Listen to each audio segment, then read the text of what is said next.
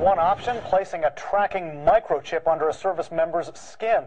Former U.S. Special Operations officers tell us they believe that's being developed. Current military officials won't comment on that, Wolf. Yeah, what about the cost, Brian? Is that at all a consideration? It's a big consideration. Just about every former officer I spoke with says the cost of outfitting each combat troop with a tracking device is one of the main reasons they don't have them right now. So when you speak with...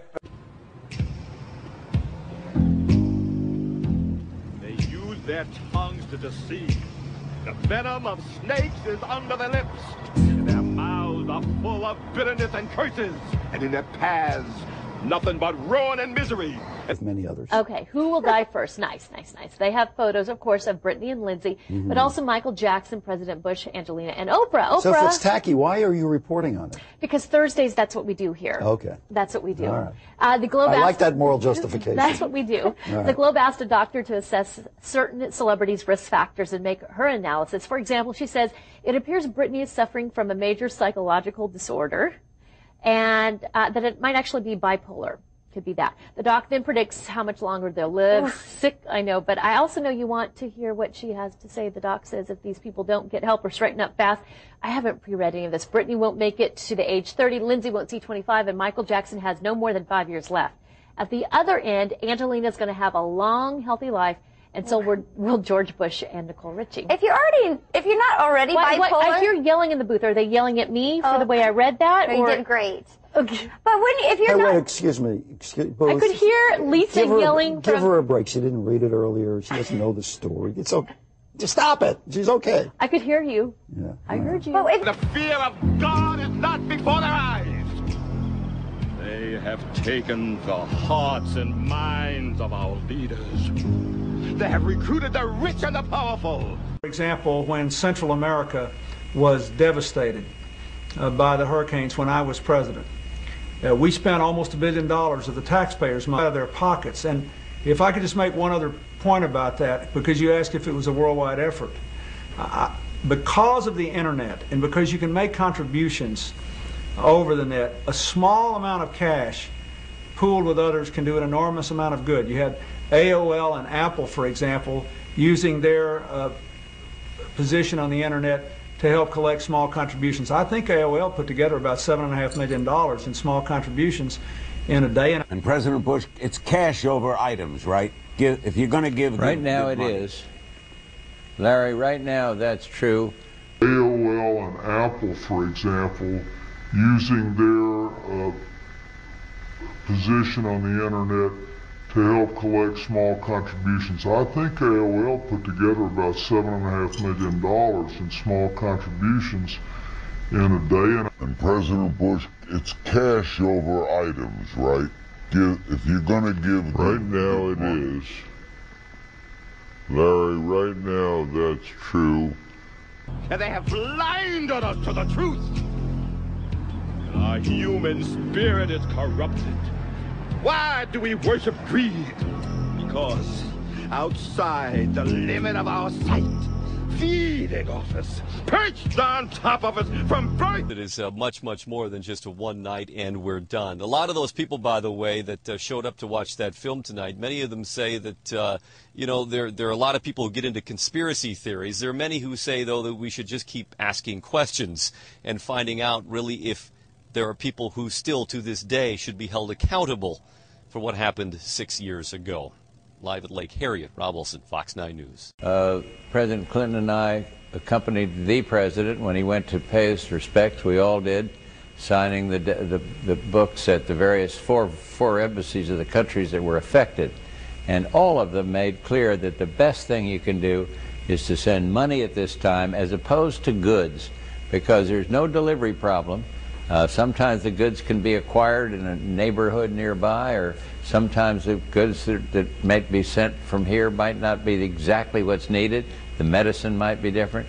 So we've concluded that the best thing to do is, as President Clinton said a minute ago, to give to these organizations or send it into USAFreedom.gov and freedomcorps.gov and let them help distribute it. But the main thing is, it's better at this juncture to send cash I'm now at Lake Harriet, and I'm guessing we can hear you this time, Rob. Yeah, we can. You know, a bad microphone cable may make you mad on other nights, but I tell you what, and tonight in the context of the event that we're covering, it really kind of puts it in perspective. We'll take a bad microphone cable any night. It is no big deal compared to, of course, what we're talking about, 9/11. Cleaning up here at Lake Harriet, one of two events we covered tonight, two sides of the 9/11 coin. In one instance, a group who says we should never forget what happened, and another group who says we should never forget to ask questions about what happened.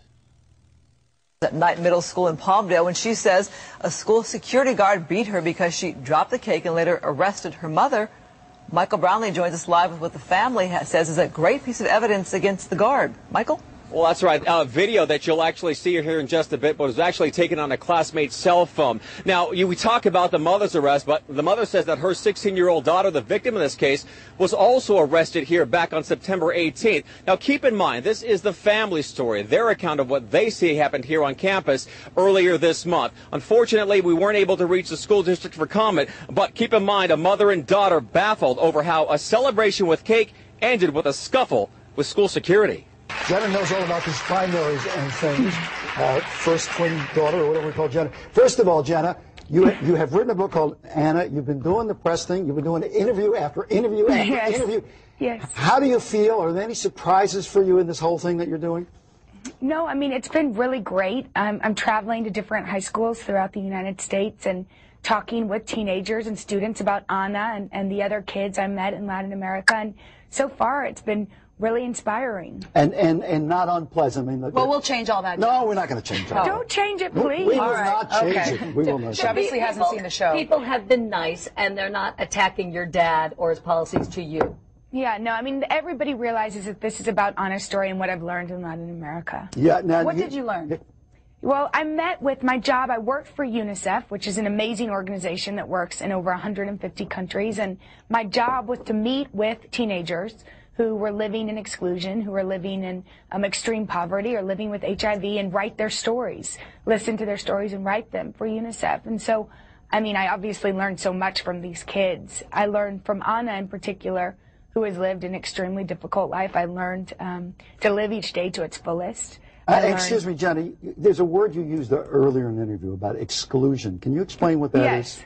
Well, a lot of the kids I met, I mean, exclusion is a broad term, obviously, but the kids I met were living in extreme poverty. They didn't have access to medical care or education, schooling. They were living with HIV, and so they were living outside of society's embrace. I think doing any kind of missionary work, I think, really changes a person. And you and your sister had a little bit, I mean, you guys weren't Paris Hilton, but you had a little bit of a reputation as party girls. Do you think this changed you? The feeling is definitely there. It's a new morning in America. Fresh, vital. The old cynicism is gone.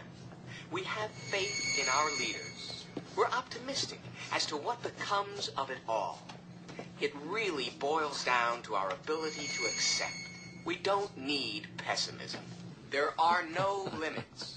It figures it would be something like this.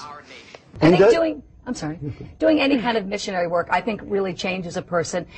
And you and your sister had a little bit, I mean, you guys weren't Paris Hilton, but you had a little bit of a reputation as party girls. Do you think this changed you? Well, no, I mean, I think people had that image of us because they didn't know really what we were up to because we wanted to keep private. But of course, you know, so it didn't change my personality necessarily.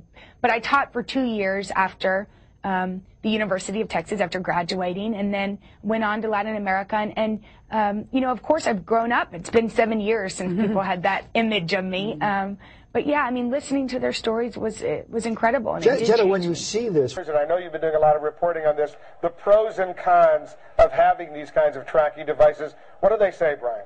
Some believe that every service member should have them. Some don't because of the risks we talk about. But others say if they can deal with the cost and pay for all of this, it is worth it not only to track missing troops, but to be able to tell friendlies from enemies on the battlefield. Brian Todd reporting for us. Such devices, by the way, are not... I have a question for you, Lisa, since you mentioned your nose. Yes. Okay, so my husband and I have been obsessing because we both have the same kind of nose, and we've never had a nose job or anything, but we have the exact same. And in my womb, my baby girl has my nose. Oh, yeah. And so I was wondering about women who have nose jobs and say their husbands don't know, and then the baby pops out and it's got the big schnoz, and he's like, where'd that come from? I know, exactly. Well, that's when you start making a plastic surgery fund for your children when they're born. Never too early, right? Never too soon to start. That and therapy, because I think we've got that going for Ben and Elsie. Oh, look back at these cute faces. Anyway, you guys, coming up, this will be really fun with the kids this weekend. Fun to do. Thank you. Yes? Lisa, the news director at the station in Valdosta, Georgia, would like to talk to you. Awesome. Okay, cool. we'll see you around. Oh, wow. Harlingen is next. Okay.